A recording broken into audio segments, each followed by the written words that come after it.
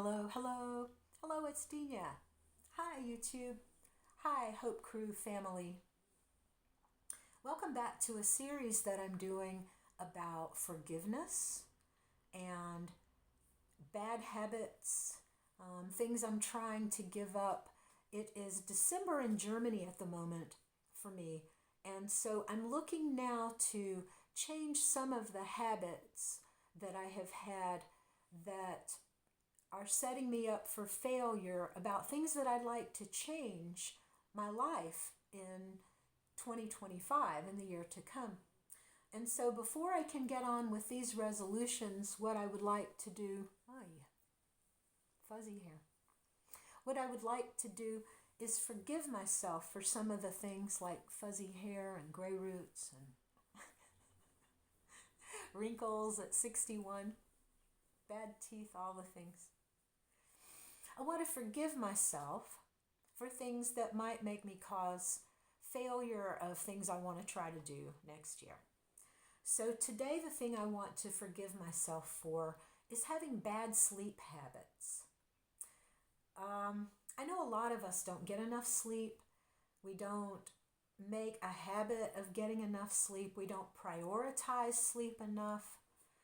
And so I just want us to forgive ourselves for that, because there's usually a reason for it. Maybe we are eating around other people's schedules. Maybe we are trying to sleep around other people's schedules. Maybe we live in apartment buildings or houses like I do. In Germany, it's all multi-family housing. So I have neighbors on that side and that side.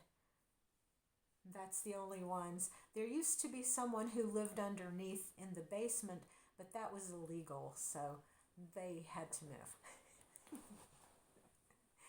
So I'm not used to this in the States. I learned a long time ago, all this noise is going to wake me up in the night. And there's a stairwell in the house, not in the house, inside the building, and our home is on one side, right?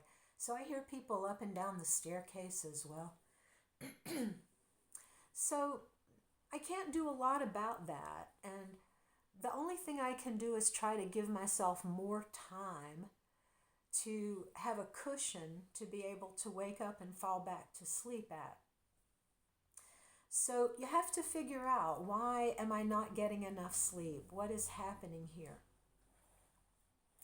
Something I want us to be very, very careful of, and identify it if it's happening to you, and identify the people around you who are doing it. And that is, if you go to work and somebody does that automatic question and answer thing, you say, "Hi, how are you?" And they say, "Oh, I'm fine, how are you?" And if you're like me, you don't just say, "Fine, thank you." You want to say, "Pretty well today, better, Maybe if you didn't have so much of a sleep, maybe you're in the coffee room and you say, "Well, I'm all right. I didn't sleep very well last night." What happens next is so interesting. Your colleagues will come in and there will start to be a contest about who got the least sleep last night. "Oh, really? You got 6 hours? I wish I had gotten 6 hours.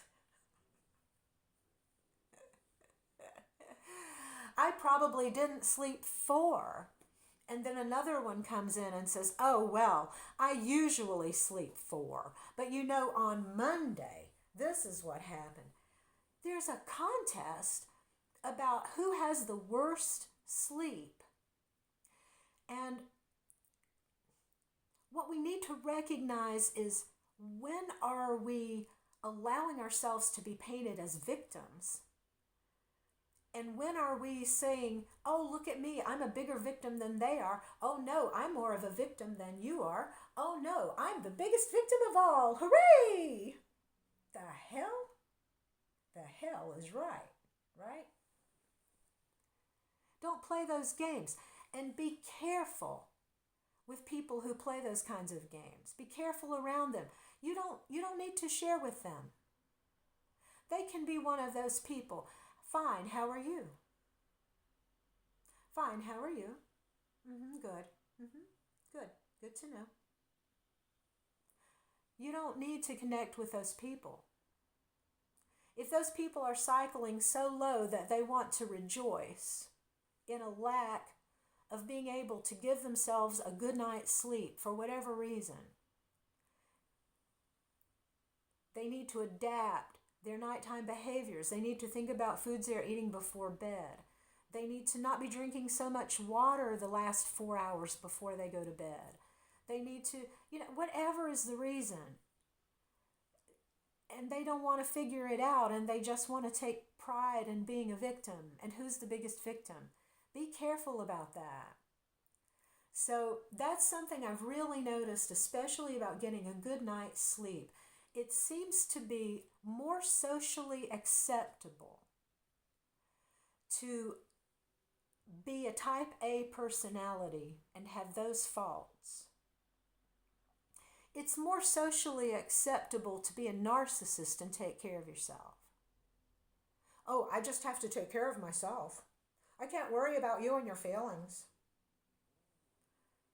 That's socially acceptable. Everybody picks it up. Oh, just worry about yourself. Take care of yourself. Really?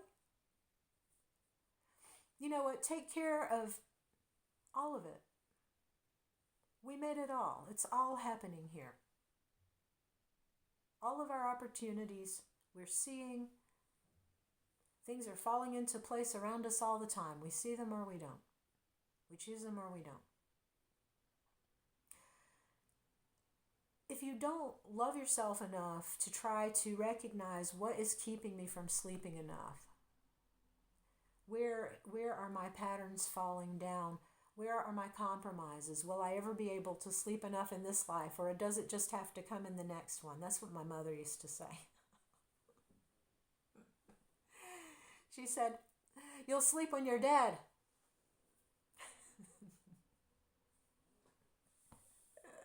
I love you too, Mom. All right, so, sleep.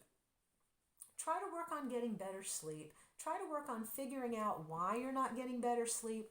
And try to be sure that the reason you're not getting good sleep is just so you have a victim status that you feel hanging over yourself all day, that gives you an excuse for how you're living your life. Alcoholic says, well, I couldn't help myself, I was drunk. Let's make sure we're not saying, well, I couldn't help myself, I didn't get enough sleep. What did I do to help myself get enough sleep? How did I make it? How was I proactive to get enough sleep? That's what I'm saying, right? Okay, that's enough of that. Take care. I guess I'll see you tomorrow. It's a kind of a Vlogmas thing here. So peace out and be free.